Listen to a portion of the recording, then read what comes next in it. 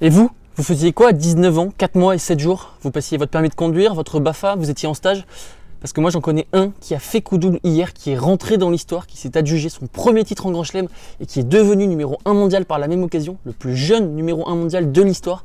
Je parle bien sûr de Carlos Alcaraz et on va revenir en long, en large et en travers sur cet accomplissement extraordinaire. J'aurai également un mot en fin de vidéo sur la victoire d'Iga Swiatek qui s'adjuge elle aussi l'US Open, qui réalise elle aussi une année fantastique tout comme Carlos Alcaraz. Et donc on attaque tout de suite, c'est parti, let's go!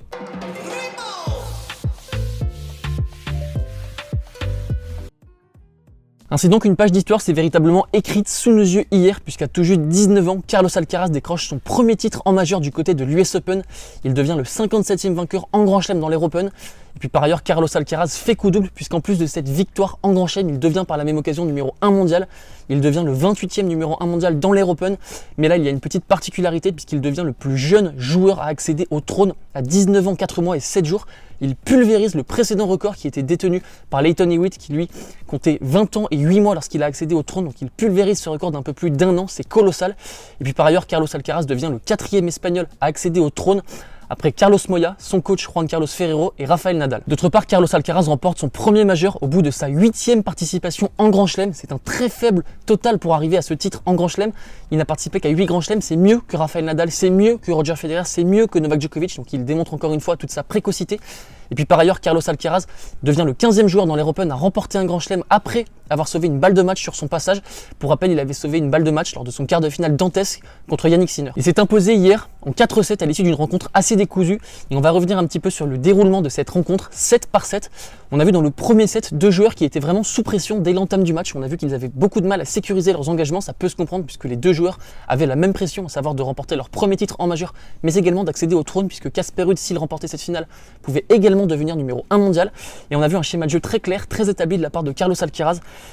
Dans le premier set, il a vraiment cherché à servir au côté extérieur afin vraiment de s'ouvrir le court et puis par la suite de décroiser ses attaques et de conclure à la volée. On l'a vu se ruer au filet et connaître un assez fort taux de réussite à la volée dans le premier set. Le momentum a clairement changé dans le second set à partir du moment où Carlos Alcaraz a raté une balle de break pour essayer vraiment d'achever Casper Ruud. Et puis à partir de ce moment-là, on a vu un Casper Ruud qui avait beaucoup plus confiance en son jeu, qui faisait mal à Carlos Alcaraz avec son coup droit.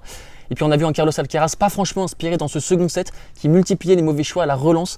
Il partait très rapidement à la faute côté revers. Et puis surtout, je trouve qu'il s'est énormément entêté avec l'amorti hier. Il a connu un très faible taux de réussite derrière ses amortis. On l'a vu très mauvais dans le petit jeu et c'est rare avec lui, puisque l'amorti est un coup qu'il maîtrise normalement magnifiquement bien. On a vu qu'il avait énormément utilisé l'amorti dans son premier semestre en 2022. Je pense notamment à son sacre du côté de Rio.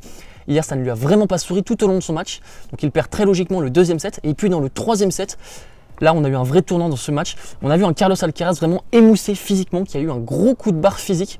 On a vu que c'était très compliqué pour lui de récupérer des efforts physiques précédents lors de ses précédents matchs, puisqu'il avait passé 13 heures sur les cours lors de ses 3 précédents matchs en 5-7 à chaque fois, lors de son 8e de finale face à Marin Cilic, mais également lors de son quart de finale face à Yannick Sinner, et puis lors de sa demi-finale face à Frances Tiafoe. On a vu un Ruud beaucoup plus solide à l'échange, qui m'a paru beaucoup plus régulier dans ce set, qui aurait mérité d'empocher ce set.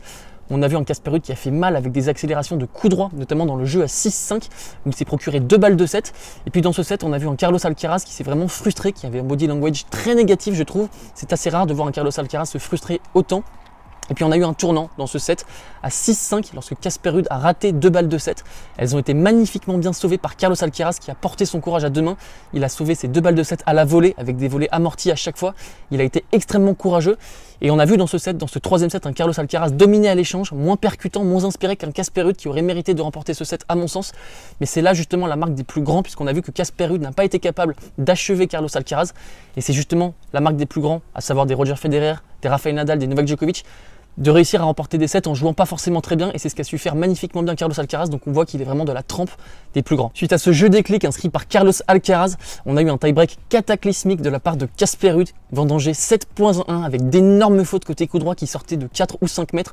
Un tie-break vraiment sur lequel il pourra vraiment s'en prendre qu'à lui-même. Et puis dans le 4e set, on a vu un Carlos Alcaraz qui pour une fois ne refusait pas la bataille à faire des amortis, à monter à la volée, faire des services volés. C'était une tactique qu'il employait dans les précédents sets, puisqu'il voulait vraiment chercher à se préserver physiquement. Là, on l'a vu vraiment enchaîner les gifles en coup droit, et puis surtout Carlos Alcaraz, il a magnifiquement bien servi dans le 4e set. Sur les 14 aces qu'il a inscrits dans le match, 8 viennent dans le 4e set. Ça l'a vraiment porté au cours de ce set, et il a su faire la différence et briquer Casper Ruud à 3-2.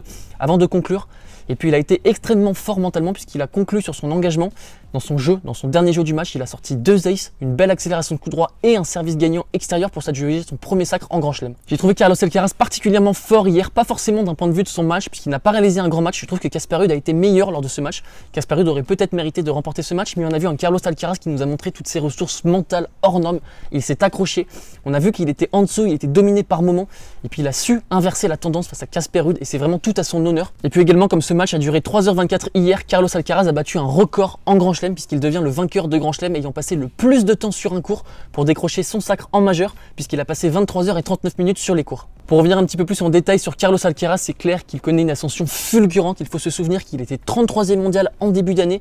Il a tout juste un an du côté de Roland Garros. Il disputait les qualifications et c'est un joueur qui connaît une ascension extraordinaire. Beaucoup de joueurs, comme Alexander Zverev, avaient prédit que Carlos Alcaraz intégrerait le top 10 un jour, mais il pariait davantage sur la saison 2024 ou 2025. On voit que cette situation a vraiment mal vieilli.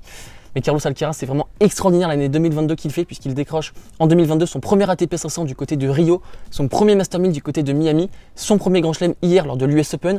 Également, il devient le plus jeune numéro 1 mondial de l'histoire. C'est le joueur qui a remporté le plus de matchs cette année avec 51 victoires.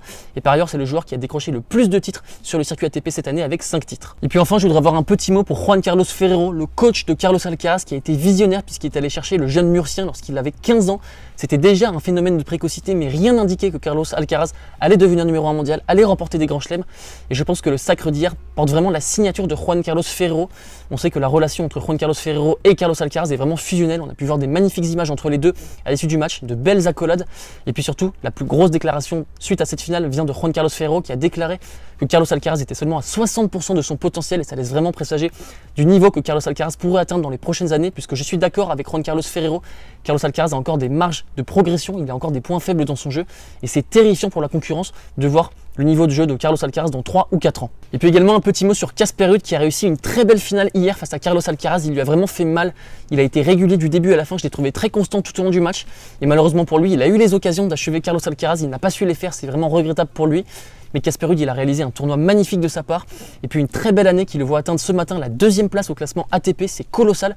Il faut quand même se rendre compte qu'en 2022, Casper Ruud, c'est une finale du coup à l'US Open, une finale du côté de Roland Garros, également une finale à Miami, par ailleurs une demi-finale du côté de Rome, une demi-finale du côté de Montréal, 3 ATP 250, c'est une année extraordinaire de la part de Casper Ruud qui se voit atteindre ce matin encore une fois la place de 2e mondial. C'est colossal de sa part puisqu'il écrit l'histoire de son pays, c'est le premier Norvégien à accéder aussi loin au classement ATP. Et puis je pense qu'on peut tous s'accorder pour dire que Casper Ruud maintenant ne sera plus étiqueté simplement comme un spécialiste de la terre battue. C'est un joueur complet qui a su progresser tout au long de son jeu. On a vu qu'il avait changé son revers suite à sa finale de Roland Garros face à Rafael Nadal. Maintenant il le fera beaucoup plus à plat, tandis qu'avant il le liftait beaucoup plus. Ça lui offrait plus de sécurité. Mais maintenant il arrive vraiment à accélérer le jeu côté revers et à faire mal à ses adversaires. Et puis Casper Ruud également, on a vu à la fin du match, on a vu sa réaction face à Carlos Alcaraz, il a levé le pouce, il a eu une très belle accolade, il a également fait preuve de beaucoup de sportivité tout au long de ce match, donc c'est vraiment un super mec Casper Ruud et je souhaite pour lui qu'il, lors de ses prochaines finales de Grand Chelem, il ne joue pas d'Espagnols à l'avenir, puisqu'il est vraiment maudit pour l'instant face aux Espagnols en finale de Grand Chelem, puisqu'il compte 2 défaites, une face à Rafael Nadal et donc une face à Carlos Alcaraz. Un petit mot maintenant sur la finale d'âme et le sacre de Iga Swiatek qui s'impose en 2-7 face à Ons Jabeur. Une Iga Swiatek impressionnante en finale qui reste sur 10 victoires consécutives en finale, 10 victoires de suite face au top 10 et puis surtout sur ses 10 dernières finales, c'est 20 sets remportés, elle n'a pas perdu un set sur ses 10 dernières finales, elle a vraiment régné en patronne hier face à Ons Jabeur, notamment dans le premier set. Elle a réussi un premier set extraordinaire qui a vraiment rappelé Iga Swiatek, le rouleau compresseur qu'on avait connu lors du premier semestre en 2022.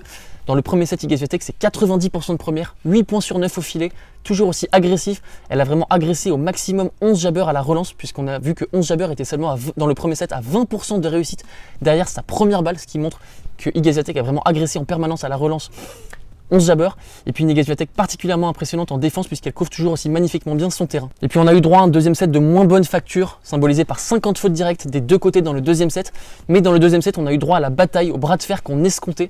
On a vu une Iga Swiatek qui a raté des occasions de double break dans le deuxième set, qui a raté l'occasion d'achever Ons Jabeur, qui l'a remise dans le match, et puis par la suite Ons Jabeur a débreaké et a eu des occasions de faire mal à Iga Swiatek. Je pense à ses balles de break qu'elle a obtenues à 4 partout, ou bien au tie break du deuxième set où elle a mené 5-4, service à suivre.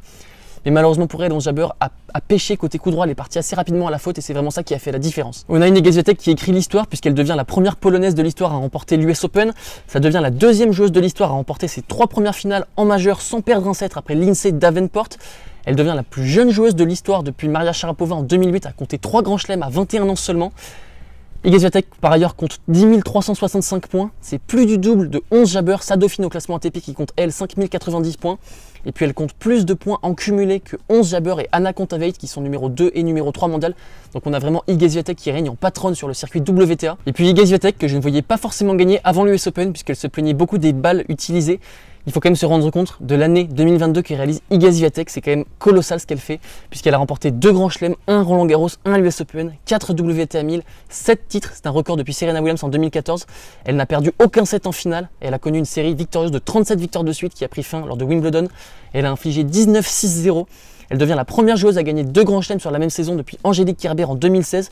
Elle est numéro 1 mondial. Elle a remporté 57 victoires pour seulement 7 défaites et l'année n'est pas encore finie. Et puis également un petit mot sur Ons Jabeur qui s'incline pour la 2e fois consécutive en finale de Grand Chelem puisqu'elle avait atteint précédemment la finale de Wimbledon face à Elena Rybakina qu'elle avait malheureusement pour elle perdu en 3-7. Je pense que son temps viendra. On voit qu'elle arrive quand même à faire mal à Iga Swiatek. C'est une joueuse incroyable, Ons Jabeur, qui dispose de tous les coups du tennis. Elle est hyper créative, elle est puissante du fond du court. Elle fait preuve d'un très beau slice, de très belles amorties, de très belles variations. Et voilà, on voit que c'est une joueuse très sympathique, très charismatique, qui parle français en plus, qui est francophone. C'est une joueuse qu'on aime tous. Et je lui souhaite vraiment d'arriver à trouver vraiment le déclic lors de la saison prochaine. Quoi qu'il arrive maintenant, elle se rend compte qu'elle peut justement prétendre légitimement à remporter des titres en Grand Chelem et qu'elle peut pourquoi pas prétendre à la place du numéro 1 mondial puisqu'elle est ce matin numéro 2 mondial au classement WTA. Et voilà les talkers, on arrive à la fin de ce review des 2 finales. J'espère que vous aurez pris beaucoup de plaisir à regarder ces finales hommes et femmes, mais également plus généralement devant l'US Open qui je trouve a été un US Open de très bonne facture avec des matchs qui feront date. Je pense notamment au Alcaraz-Sinner, l'éclosion de grands joueurs qu'on n'attendait pas forcément. Je pense notamment à Frances Tiafoe. Beaucoup de surprises, les défaites de Rafael Nadal, de Daniil Medvedev, un vainqueur en Grand Chelem qui fera date, Carlos Alcaraz, les adieux déchirants de Serena Williams. Donc pour ma part, c'était vraiment un super US Open.